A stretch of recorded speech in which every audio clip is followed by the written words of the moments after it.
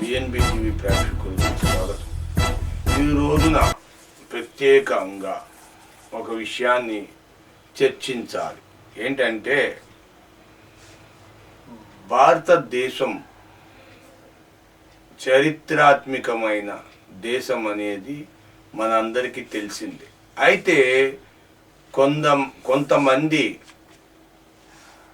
ఉన్మాదులు, లేక వీళ్ళకి ఏ పేరు పెట్టాలో తెలీదు, 1996 నుండి ఆర్బీఐ 500 రూపాయలని ఏమీ మార్చలేదు. ఒకసారి మార్చింది, అశోక్ చక్రం తీసేసి స్వచ్ఛ భారత్తో కూడిన గాంధీ ఫోటోని వేసింది, నిర్మాణించింది. కానీ ఇప్పుడు జనవరి 22వ తారీఖున 2024లో 500 రూపాయల నోటుపై గాంధీని చిహ్నాన్ని తీసేసి తొలగించి, ఒక పక్క శ్రీరాముడు, మరో పక్క రెడ్ ఫోర్ట్ ఉన్న ప్లేస్లో మన అయోధ్య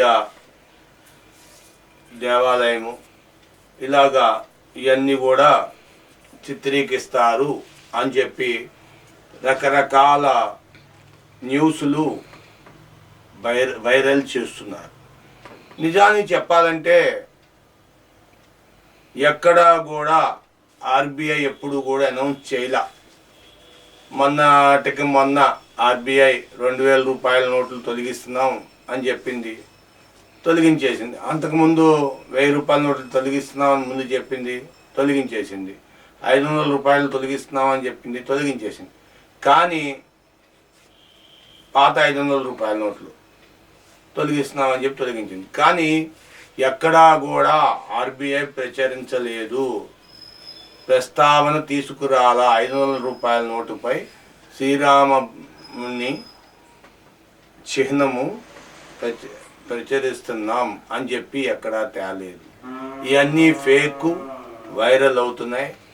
ప్రజలు దయచేసి ఈ విషయాలను గమనించవాలని తెలియజేస్తున్నాం. Thank you for watching our channel. దయచేసి సబ్స్క్రైబ్ చేయండి, లైక్ చేయండి. Thank you.